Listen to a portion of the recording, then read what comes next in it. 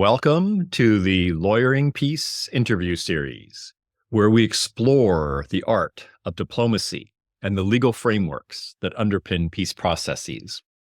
You are listening to our special series focused on peace negotiations, peace building, and accountability in Ukraine. Join us as we hear from prominent figures who have played pivotal roles as lawyers, judges, negotiators, and diplomats in the quest for peace. I'm your host, Dr. Paul Williams, the founder and president of the Public International Law and Policy Group, and the Rebecca Grazier Professor of Law and International Relations at American University.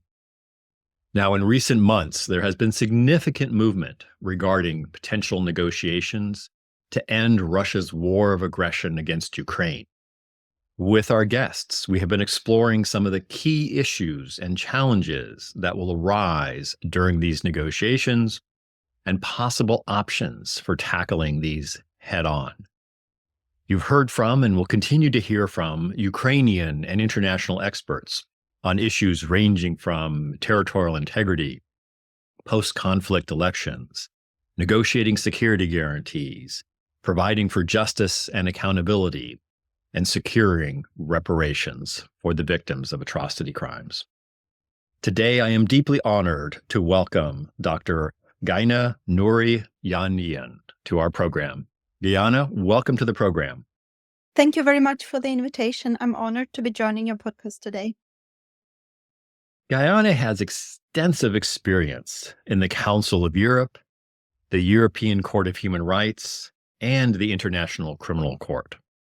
She is an expert in public international law, international criminal law, and human rights law. She has worked as a lawyer with the Council of Europe's International Advisory Panel on Ukraine, which was created to review Ukrainian government investigations into the violent events in Kyiv and Odessa in 2013 and 2014.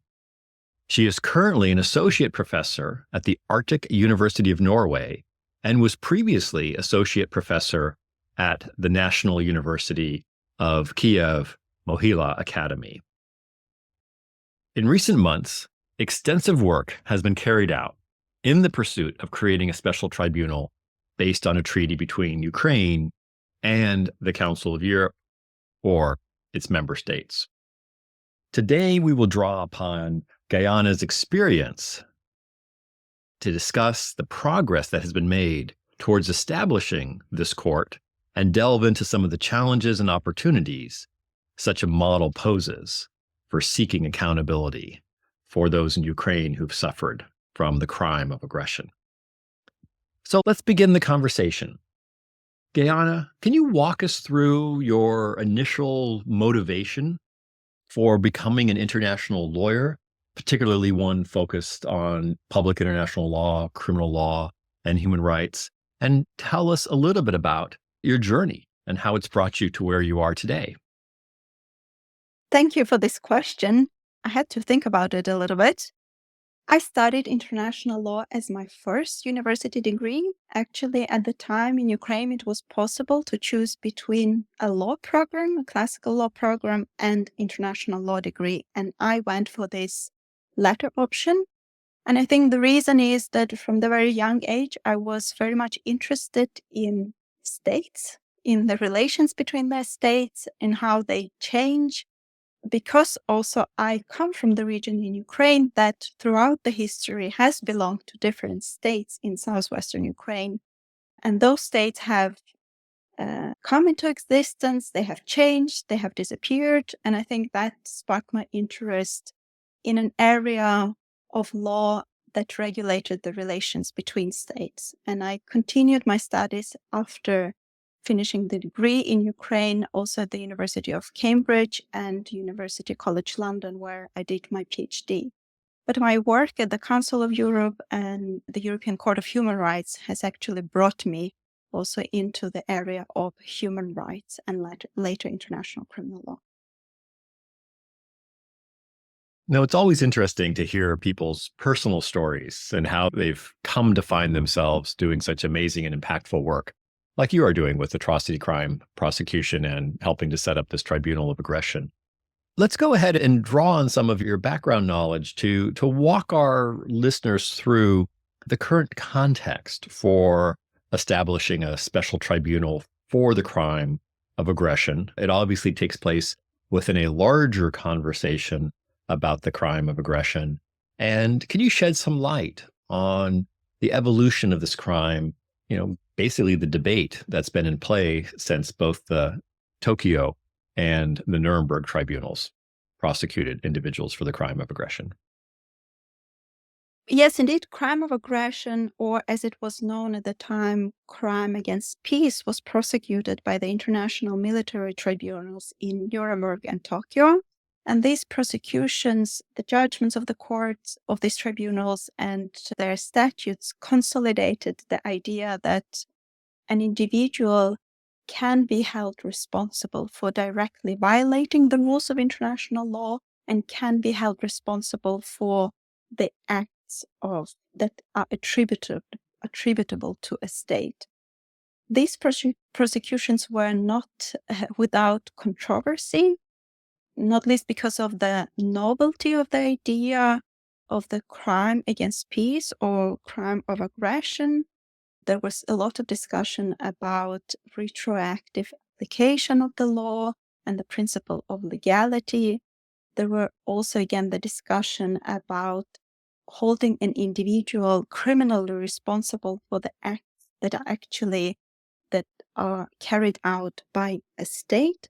But all these discussions were put to rest with the international community back in 1946, after these trials, accepting and affirming the principles of international criminal law developed in the jurisprudence of these trials. So the General Assembly in 1946 adopted a resolution affirming the principles developed by the tribunals, by the military tribunals. And some of these principles actually confirmed that crime of aggression, or known at the time as crime against peace, was an international crime, and that individuals could be held responsible directly under international law for violating rules of international law. We haven't seen any prosecutions of these crimes since the end of World War II, but there were some attempts to codify international crimes, including to define the crime of aggression. But these attempts in early decades after the World War II were not successful. And one reason is that the crime of aggression is closely connected with the rules of international law that prohibit use of force by one state against another state. And the scope of these rules, the exceptions to these rules, for example, use of force in self-defense, use of force on the basis of the UN Security Council resolution according to Chapter 7 of the UN Charter, were not clearly defined at the time. There was still a lot of discussion going on between states. There was also some discussion about the possible exception to the prohibition of use of force for the purposes of so-called humanitarian intervention. So for a long time, the states could not actually agree on the definition of the crime of aggression because of this connection to the rules prohibiting use of force by states. But the work resumed sometimes in 80s, I think, by the International Law Commission. And in the 90s, the International Law Commission came up with a draft code on crimes against peace and security of mankind, and finally proposed a definition of crime of aggression. And this work on the crime of aggression continued also during the drafting of the Rome Statute. As we know, the original version of the Rome Statute, adopted in 1998, does not contain such a definition and actually defers the discussion and defers the issue of activating the jurisdiction of the International Criminal Court over the crime of aggression. But nonetheless, I think to surprise of many, during the Kampala negotiations in 2010, the state actually finally agreed on the definition of the crime of aggression to be included in the Rome Statute. and the rules on the court's exercise of the jurisdiction over the crime of aggression. And I think one of the reasons the states were finally able to agree on the definition of the crime of aggression and finally giving the ICC the jurisdiction of this crime is some other developments in international law, not least the resolution of UN General Assembly from 1974, which defined the act of aggression and which also provided examples of the amount of act of aggression. And the text of this resolution, the definition of the act of aggression, became part of the Rome Statute. And also another reason is that the states separated the issue of the definition of the crime of aggression and the issues related to the activation of the ICC jurisdiction of the crime of aggression. So I think these factors actually allowed to finally introduce the amendments. And now we are in a situation where we have an international criminal court that in principle at least has the jurisdiction of the crime of aggression. And of course, we will talk a bit later about the complex rules on the exercise of the jurisdiction of this crime. No, Guyana, that's very helpful in terms of our audience, getting their head around the evolution of the substance of the crime of aggression and the fact that the International Criminal Court now has some limited jurisdiction over that crime. As we mentioned in the introduction, the Council of Europe is creating an ad hoc special tribunal for the crime of aggression. Can you help explain to us why it's necessary to create an ad hoc mechanism via the Council of Europe to hold those responsible for Russia's war of aggression against Ukraine when we have the International Criminal Court or maybe even other mechanisms to prosecute the crime of aggression?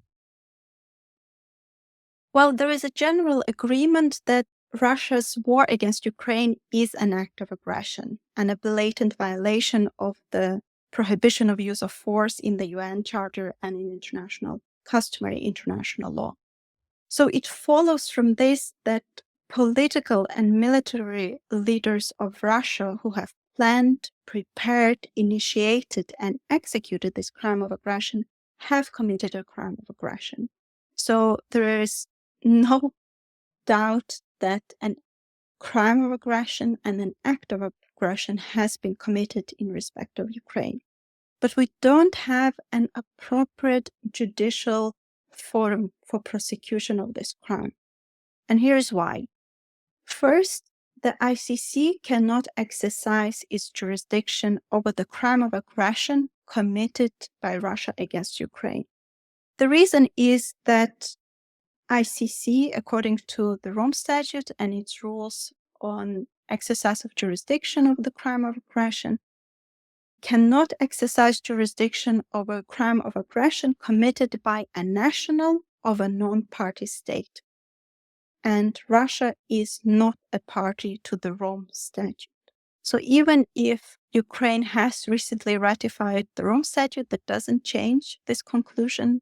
It doesn't change the situation. Russia is not party to the Rome Statute. The crime of aggression in this situation was committed by the nationals of Russia, and therefore ICC cannot step in this situation, specifically with regard to the crime of aggression. There is another mechanism in the Rome Statute that in principle allows the ICC to exercise jurisdiction over the crime of aggression, even if it is committed by the nationals of a state that is not party to the Rome Statute. And that mechanism is the referral by the UN Security Council of a situation to the International Criminal Court. But because Russia is a permanent member of the UN Security Council, it has a veto right. Such referral is very unlikely to happen. It's not a realistic option.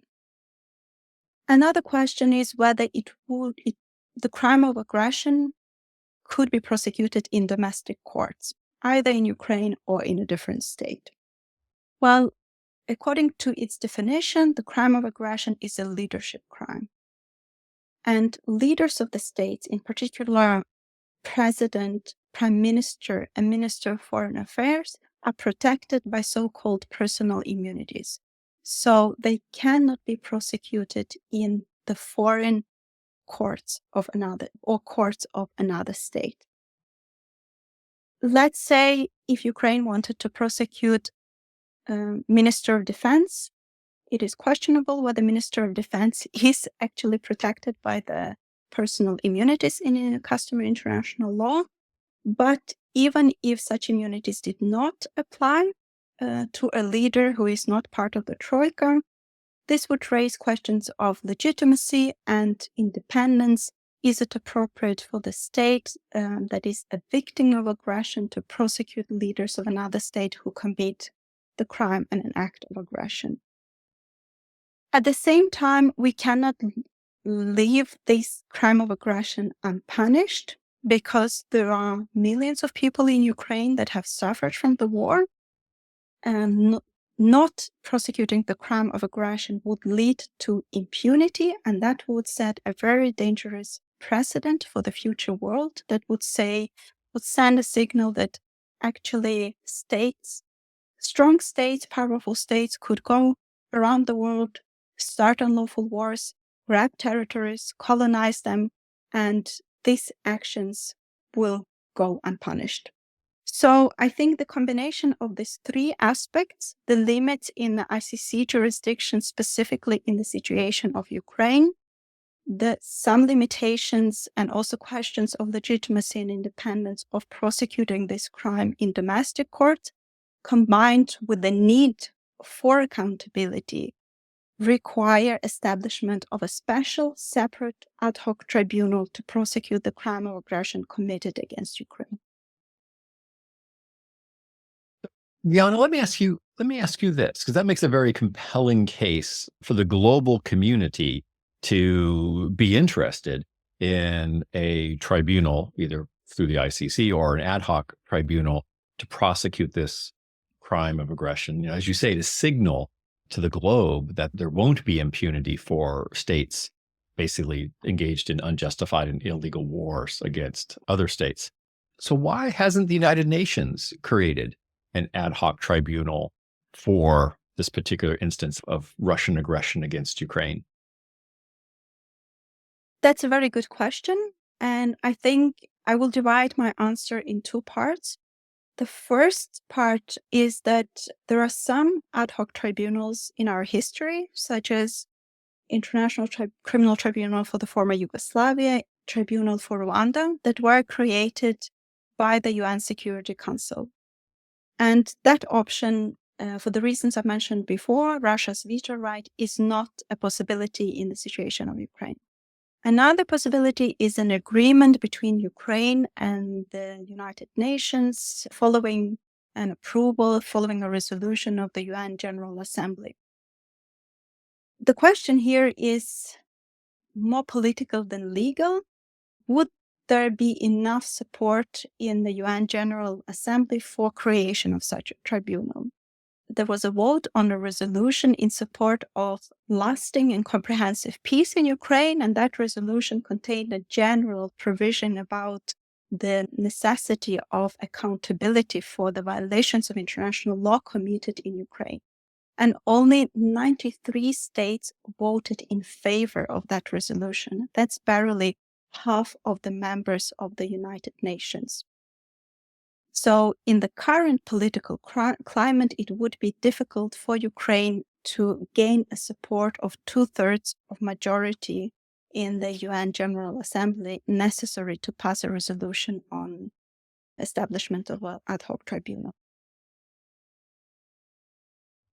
Given that the ICC doesn't have effective jurisdiction at the moment, although there is a clear definition of the crime of aggression, and as you just noted, the United Nations Security Council would be vetoed by Russia, and there isn't the necessary 2/3 support in the UN, the General Assembly. The Council of Europe has quite assertively and quite intensively moved ahead with creating this ad hoc tribunal. Just recently, the core group of senior legal experts from nearly 40 states finalized what they call the technical legal discussions for the establishment of this special tribunal on aggression. Can you bring our audience up to speed on where does the establishment of this particular ad hoc court currently stand? And what are the next steps for giving full life to the court? Yeah, sure. First, I would briefly mention why Council of Europe. Council of Europe is a regional organization consisting of 46 member states and some observer states that was established in 1949 after the war. And the purpose of this organization is promotion of democracy, human rights, and rule of law. And Ukraine joined the Council of Europe in mid-90s and Council of Europe has been a very important partner for Ukraine in the reforming Ukrainian legal systems and bringing the human rights standards and rule of law into a Ukrainian legal system. So Ukraine and the Council of Europe has a long story of cooperation. And I think that's one of the reasons why the Council of Europe is a partner here for Ukraine. There are some other bodies like the Register of Damages caused by the Russian aggression against Ukraine that is also established within the framework of the Council of Europe. Indeed, there has been some progress on the tribunal work under the auspices of the Council of Europe, and we have heard that the working group has finalized 3 separate documents. These are the draft bilateral agreement between Ukraine and the Council of Europe on the establishment of the tribunal. It's the special tribunal's draft statute. And the third document is a draft enlarged partial agreement on the management of the special tribunal. Now, these documents are not public, so we don't know the details of the tribunal, but at least this tells us that there has been considerable progress made on the establishment of the tribunal. And as far as I understand, the aim is to finalize all the legal details and to establish a tribunal, at least on paper, at least to adopt these agreements during 2025. So some of the details relating to the tribunal that we can at least glean from the available information. The legal basis for this tribunal is a bilateral agreement between Ukraine and the Council of Europe. And that's not a very typical instrument. The Council of Europe, as such, as an organization, does not have a lot of bilateral agreements with individual states. Usually, Council of Europe facilitates a development and adoption of multilateral treaties between its member states. So that's an interesting development, and it would be interesting to see how this instrument is drafted. The other relevant and important instrument is this partial enlarged agreement on the management and functioning of the tribunal. And I would like to explain a little bit actually what it means. There are 2 terms that are relevant here. The first one is partial agreement. So the partial agreement is an instrument that is quite often used in the Council of Europe to establish a platform of cooperation and entity where only some of the Council of Europe states would participate. So it's basically a compromise between doing something, but also allowing only some of the states to participate and not obliging all of the states to participate. And not least because entities or platforms or cooperation groups that are established based on these partial agreements have their own funding scheme. They can, for example, provide that the group of states that is cooperating in a specific area will contribute to the budget for these activities. And actually, the register of damage caused by the aggression of the Russian Federation against Ukraine is founded based on such partial enlarged agreement. And most of the Council of Europe states participate in that partial agreement, but not all of them. For example, Hungary, Serbia, Azerbaijan do not participate in this running and management of the register of damages for Ukraine. And the other aspect of this agreement is the term enlarged. And that means that basically the agreement is open to other states other than Council of Europe member states, and including organizations. For example, European Union is also participating in the agreement on the register of damages for Ukraine. As regards the tribunal itself, there are not many details available about its statutes, but we know that it will be competent to apply international and domestic law, that there will be some international judges and staff in the tribunal, that it will have Office of the Public Defense, and this is particularly important because it is very likely actually that the tribunal would be competent to hold in absentia trials.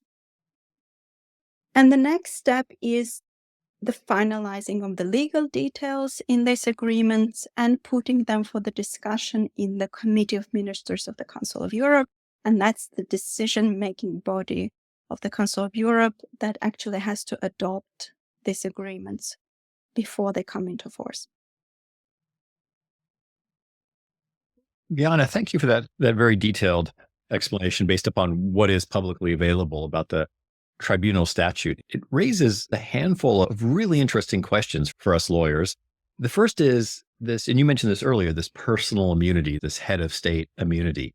If this tribunal is created within the Council of Europe framework, based in part on international, European, and Ukrainian legal frameworks, how is it going to be able to pierce that personal immunity defense or the head of state immunity defense that Putin might attempt to invoke in any charges of aggression? Well, there is an argument to be made, and that argument and that position is now supported by the practice of the International Criminal Court. And that argument is that personal immunities of the sitting troika do not apply before international criminal courts. So the question is whether this proposed Council of Europe tribunal, indeed, as you say, is an international criminal court. I think there are two aspects to this question, and the first one is the distinction between domestic and international courts. The states can actually agree by concluding international agreements to establish courts that are part of the domestic system. Extraordinary African Chambers is an example of such court. So this hybrid court was established based on agreement between African Union and Senegal, but it is clearly mentioned in the agreement as well as the statute of this court that it is a court within the judicial system, within the court system of Senegal. So it depends on the wording of the statute of the ad hoc tribunal for Ukraine and the relevant agreements. If they clearly say that this special tribunal is anchored in Ukraine's court system, such a tribunal, in my opinion, regardless of whether it applies international law or has international judges on its staff, will be part of the domestic court system of Ukraine. But we don't have any indications in the conversations and discussions about this Council of Europe tribunal that this actually is the case. But the bottom line is that we don't know yet. We don't know the specific wording of this tribunal. If there is no mention in the founding documents of this tribunal that it is part of the legal system of Ukraine, of the judicial system of Ukraine, then it can be considered an international court. The second question here, whether this court is actually truly international to pierce the personal immunities. Can this court be considered to be acting on behalf of international community or reflecting the will of international community? And of course, the Council of Europe is a regional organization. One cannot say that it represents the will of the whole international community, but in my view, there is a good argument to be made here that this is a legitimately international tribunal. And why? Because the Council of Europe is an old and established organization, so the cooperation between Ukraine and the Council of Europe gives legitimacy to this. tribunal, and because it is likely that majority of the Council of Europe states will join the agreement on the management of this tribunal, and this agreement is also open to the states outside the Council of Europe. So potentially states from different regions of the world can be involved in the functioning of this tribunal, and that gives it international character. That distinguishes that tribunal from a tribunal established just by several states and possibly in abuse of certain rules of international law. So in my opinion, the involvement of the Council of Europe, the opening of this agreement to states outside the Council of Europe gives this proposed special tribunal a legitimately international character. Well, that's encouraging to hear, because that's one of the main reasons for creating an ad hoc tribunal of aggression, is to basically attach liability where it belongs to President Putin for Russia's war of aggression against Ukraine. Let me pick up on something you mentioned also in your penultimate answer, which was trials in absentia. And throughout the globe, there are different approaches to trial in absentia throughout the various tribunals. The Yugoslavia Tribunal had something akin to a trial in absentia. They called it a reaffirmation of charges. The Lebanon Tribunal conducted its trials in absentia, but other courts don't permit a trial in absentia.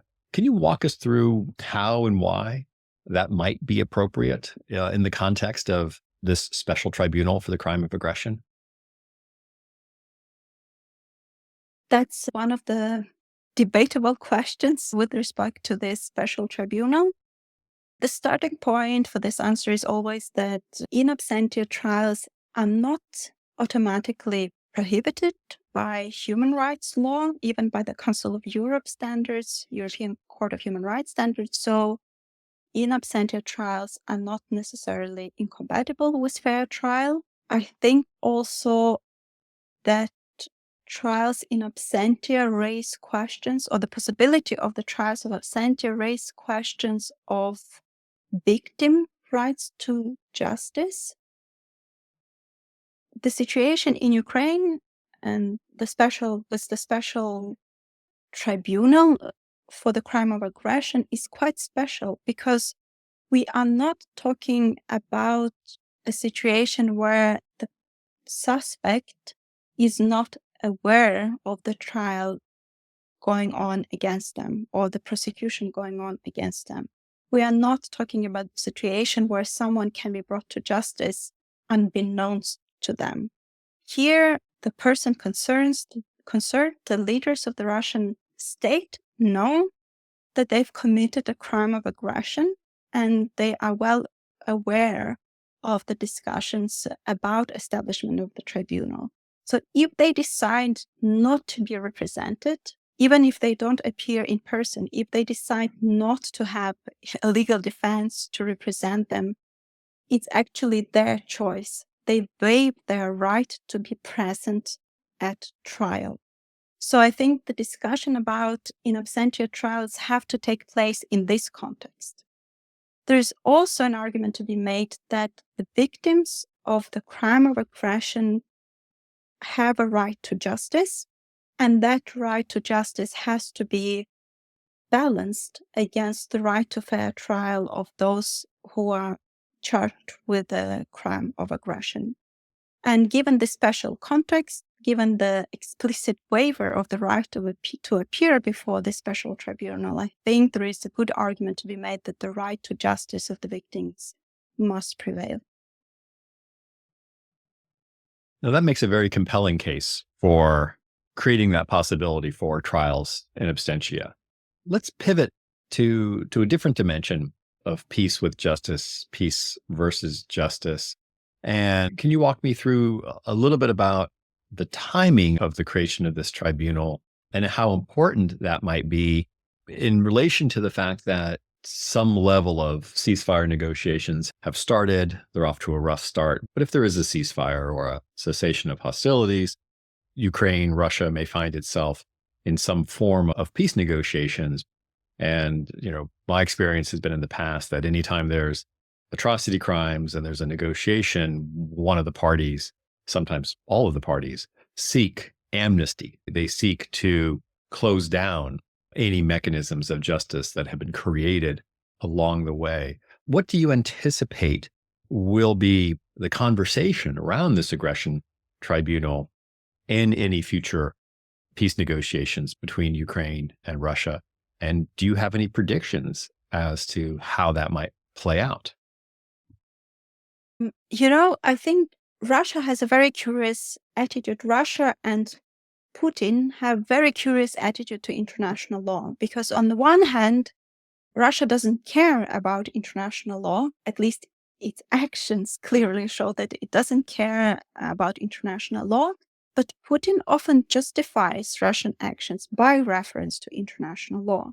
So I'm not quite sure what is going on in his head, to what extent he does care about the existence of the tribunal and the possible prosecution of leadership of Russian Federation. But Putin is still trying to dictate his conditions of peace. There is nothing that has deterred him. Everything that has happened in the past several years, Ukraine's ability to defend its own state, its ability even to respond to the attacks by Russia, and the failure of Russia to achieve its goal of occupying the parts of Ukraine that it wanted occupied, nothing has deterred him from again pushing his line and trying to subjugate Ukraine. So I think that shows that Putin will try to get the maximum of this peace deal, including to ensure that there is no prosecution of Russia's leadership for the crime of aggression. And justice indeed may become a bargaining chip in the peace negotiations in Ukraine. But I think international lawyers, we all know that durable and lasting peace is very difficult to achieve without accountability.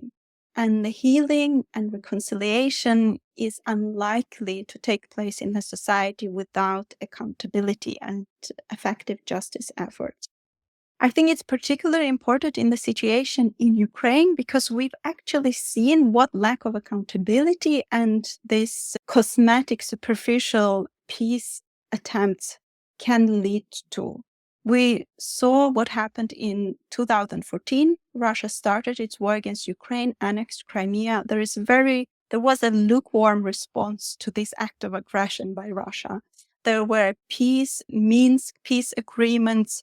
There were attempts to negotiate some kind of ceasefire and peace in eastern Ukraine, but that led only to a renewed Russian aggression against Ukraine. In 2022, we saw the full-scale invasion. In my opinion, that full-scale invasion and full-blown war against Ukraine is actually the result of lack of accountability, of lack of proper and firm response to Russia's aggression.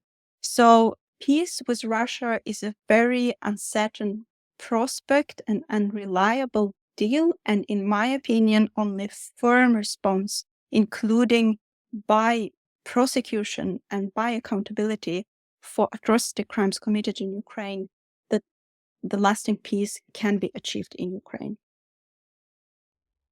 And I think many of us are hopeful that by having this mechanism created within the framework of the Council of Europe, it will insulate it from the negotiations, and that in a negotiation, the parties may agree to various issues on accountability and impunity, but you can't actually force that upon other parties. We saw that with the Sierra Leone Lomé agreement. They agreed to an amnesty, but the hybrid tribunal still prosecuted those that had signed the agreement because they had committed atrocity crimes. Let's pivot a little bit to where this tribunal might be located. The conversation at the moment seems to indicate that this tribunal would be located in the Netherlands, The Hague, the international city or the city of international justice. What are some of the pros and cons of situating this tribunal in The Hague? And both from the perspective of the Ukrainians or also from the perspective of the global community? That's a good question. At the beginning of the full-scale invasion, The Hague became a symbol of justice for Ukraine. So there were these slogans all over the place. Putin, The Hague is waiting for you. So I think it would be quite symbolic, even for Ukrainians, if this tribunal is indeed located in The Hague. Now, then there are questions about access of victims and the remoteness of the tribunal from the Ukrainian society, from those who have suffered the most from the crime of aggression. I think it would be difficult to involve all the individual victims in the work of the tribunal anyway, or at least to give them voice before the tribunal. But I think there are ways to bring the proceedings before the tribunal to Ukrainians by using modern technology, for example, broadcasting the proceedings before the court in Ukraine, including in Ukraine.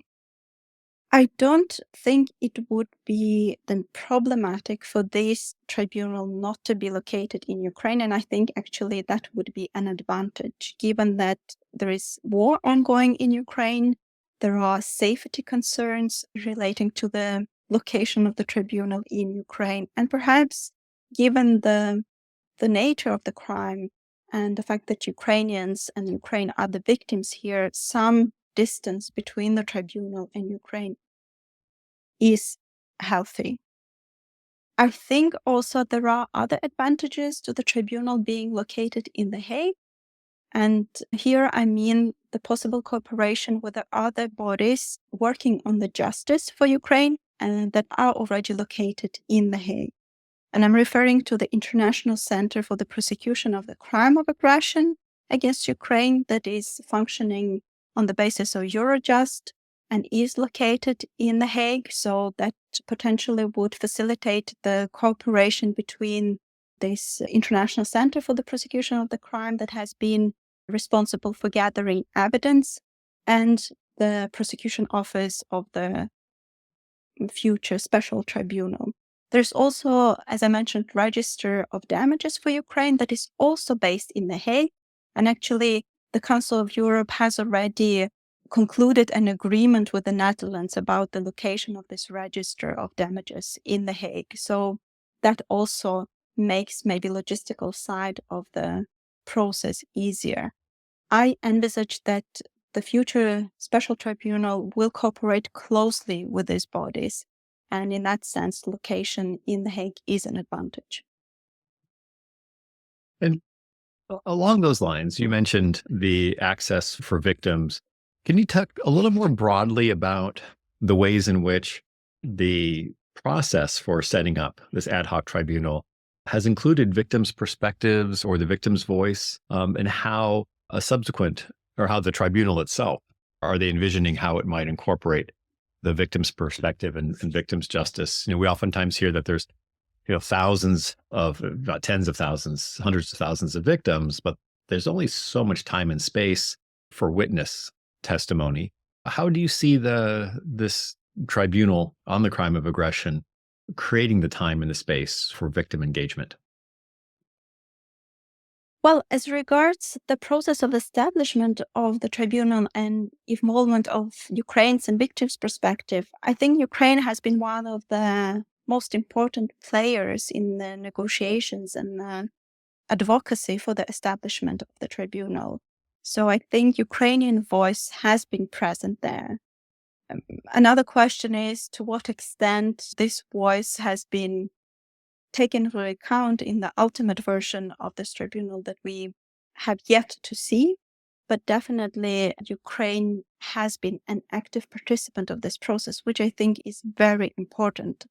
Ukraine has also organized a lot of kind of discussions around the establishment of the tribunal and tried to open the discussion to wider society, academics, civil society, etc. So people who are responsible for the negotiating of the tribunal on the Ukraine side are quite open to different discussions. And I think it's this transparency and this willingness to consider different views is a very positive development in this process of establishing the tribunal. But I'm afraid I don't have a very good answer on your second question regarding how the tribunal could include victim representations. I can talk about some challenges and some opportunities in this respect, but it remains to be seen what will be done here in the final version of the tribunal. Indeed, the very high number of the victims is a challenge here. So there are many people who are affected by the crime of aggression. There are direct and indirect victims. There are those who lost their lives, their loved ones, families, their livelihood, their house, the ones that had to move away from their native regions, either to other parts of Ukraine or foreign countries. So indeed, the number of victims, the number of people who have suffered from the aggression is very large. And I think it's very high. And I think all these people deserve a recognition that their rights or that their lives have been affected by the war. And it's not only civilians, it's also the soldiers who have been fighting in the war, who have been injured or died in the war. These people are not considered victims of any other atrocity crimes. Perhaps in some special circumstances, soldiers can be victims of war crimes, but usually they are not. So the crime of aggression, the prosecution of the crime of aggression is actually the opportunity to recognize the enormity of the impact of this unlawful war. But that's also the challenge. So I think the tribunal has to have some kind of centralized system for dealing with the victims, because it would not be possible to give all the victims' voice before the tribunal. And I think an opportunity here for taking into account the harm and the damage done by the war is possible cooperation with the register of damages caused by the aggression, because register has already been functioning for, I think, about a year and collecting information about harm and destruction inflicted by the war. And that could help put some concrete numbers and provide a more specific picture on the damage done by the aggression. Thank you for walking me and our listeners through that, because one of the things that we frequently hear is that, every Ukrainian is the victim of Russia's war of aggression in one way or another. And that's why it's so important to prosecute the crime of aggression, because it's the one that every Ukrainian has experienced, literally has experienced directly. So I think there's a great opportunity, as you indicate, for this ad hoc tribunal to develop new and modern and innovative standards and mechanisms for victims' inclusion. And as you mentioned, the Register of Damages is a great way already to begin to identify and coalesce those who have experienced direct harm. Later this week, we'll actually be interviewing the executive director of the mechanism for registration. So it'll be a great complement to the conversation that we're having with you today. Now, you've been exceptionally generous with your time. So I only have one last question for you, Gaiane, and that is, what is the one key takeaway that you want our listeners to remember in the coming years, whether they're, working in a field trying to deter illegal wars of aggression, whether they may go work for the new ad hoc tribunal, or whether they may work for other tribunals or judicial mechanisms that deal with the crime of aggression? What is the one thing that's really important for them to remember? I think it is important to remember that we are now living through a historic moment where international law rules and the values that they represent are under attack. And it's actually up to us to decide in what kind of world we want to live. I personally don't want to go back 100 years ago to the world where it was not unlawful for the state to grab territories, to subject them to colonization, to deny peoples the right to self-determination, to deny nations' rights to exist and the freedom to choose whether they want to exist as a separate state or not. I want to live in the world where the rules of international law that are designed to protect territorial integrity, sovereignty, independence, and freedom of the nations work. And I think it's actually up to us to choose and to work towards that kind of world where the international law rules and the values that they represent are protected and work. Well, Guyana, that's a great theme to wrap up our conversation today. It's been really delightful to have this conversation with you over the course of the last hour, and I'm so grateful not only for you taking the time to to walk through all of my pedantic questions, but also to inspire the next generation of peace builders and those seeking to either continue to build or to refresh the international rules-based order. I'm always so grateful to hear from professionals like yourselves who've dedicated your life to the rule of law, who wake up every day and think about how to hold individuals accountable for atrocity crimes, for the crime of aggression. And I can tell you that my students and the young professionals that I interact with, as well as many mid-career professionals, are really inspired by stories like yours and by simply what you're doing on a daily basis. So thank you for sharing not only your insights into this ad hoc tribunal for the crime of aggression, but also for sharing a bit about your personal journey. Thank you very much. It was a pleasure for me to talk to you and to discuss the questions that you offered for discussion today.